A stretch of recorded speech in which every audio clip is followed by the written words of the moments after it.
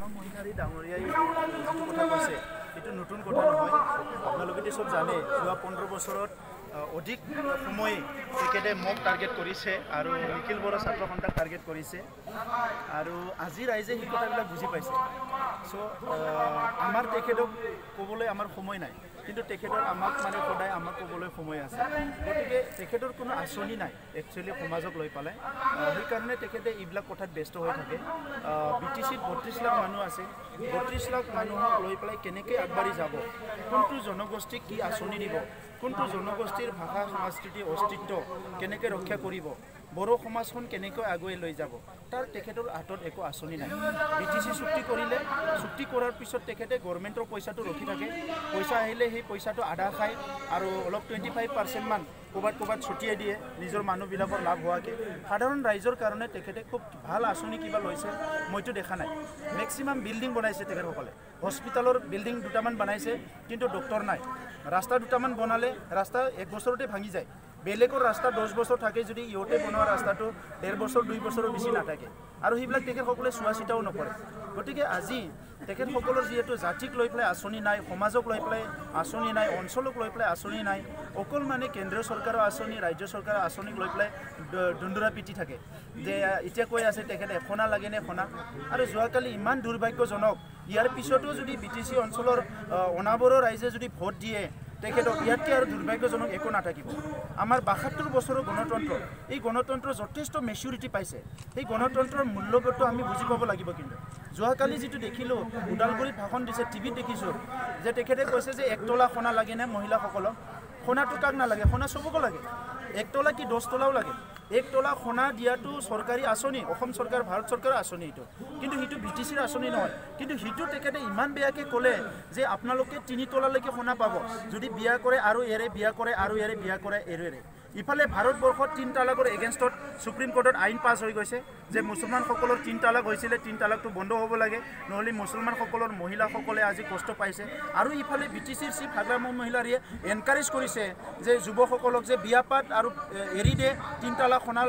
সোণালো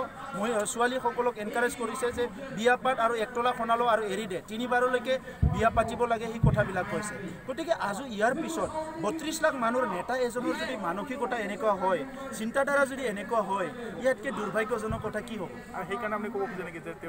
মানে accidental ship বুলি ক'ব বিচাৰে এক্সিডেণ্টেল শ্বিপটো মই কোৱা নাই তেখেতে কপালত লিখি আহিছে কাৰণে পাইছে তেখেতে 2 দিনমান সংগ্ৰাম কৰিলে অস্ত্ৰ লৈ পেলাই আৰু সেই সংগ্ৰামৰ বিনিময়ত আজি 17 বছৰ তেখেতে শ্বিপ হ'ল সেইটো তেখেতে ওপৰত লিখি লৈ আহিছে বহুত শিক্ষিত মানুহবিলাকে বহুত ইচ্ছা থকা মানুহবিলাকে আজি হ'বলৈ পৰা নাই বিটিচি অঞ্চলত বহুত আৰু শিক্ষিত মানুহ জানা বুজা মানুহ আছে ভিজন থকা মানুহ আছে তেখেতৰতো ভিজন বুলি একোৱেই নাই সেইকাৰণে আজি এই কথাবিলাক কৈ আছে বিভিন্ন কথা কৈছে আজি শালকাট বেচাৰ কথা কৈছে আমাক শালকাট বেচাটো তেখেতে যদি আমি শালকাট বেচিটো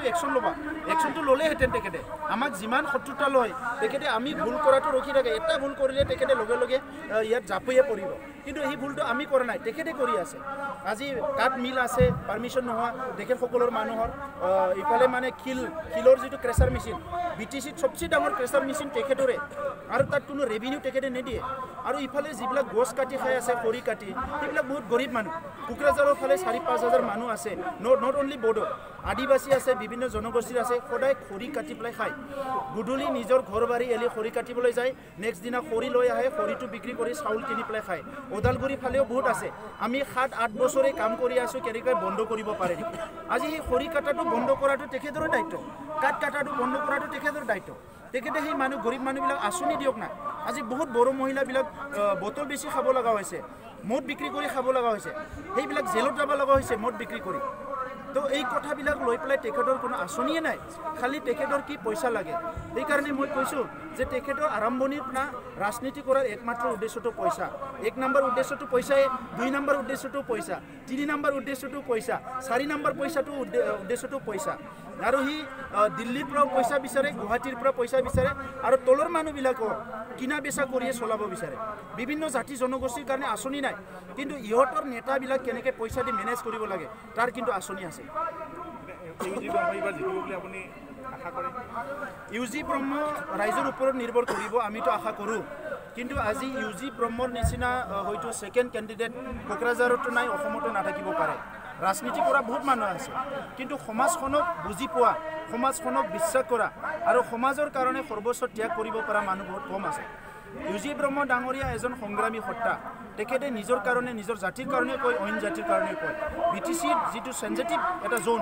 বিভিন্ন সময়ত সংঘাত হৈছে সংঘৰ্ষ হৈছে সেইবিলাকত ইউজি ব্ৰহ্ম ডাঙৰীয়া সদায় নিউট্ৰেল হৈ পেলাই এটা ৰোল লৈছে সকলোৰ কাৰণে কথা কৈছে সকলো ধৰ্ম জাতি জনগোষ্ঠীৰ কথা কৈছে আৰু তেখেতে দিল্লীক ভালদৰে চিনি পায় দিল্লীও তেখেতক চিনি পায় সেইকাৰণে পাৰ্লিমেণ্টৰ ইয়াৰ পৰা যদি আমি তেনেকৈ এটা সাংসদ পঠাব পাৰোঁ সাংসদৰ গৰিমাটোও বাঢ়িব আৰু এজন ভাল যোগ্য ব্যক্তিক আমি দিব পাৰিম ইফালে হীৰা শৰণীয়া ডাঙৰীয়াক চাওক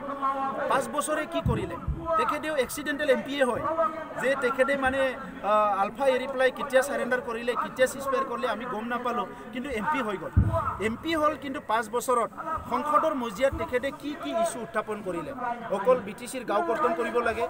বড়োবিলাক অসমীয়া মাৰিব এই গুণ্ডগোলবিলাক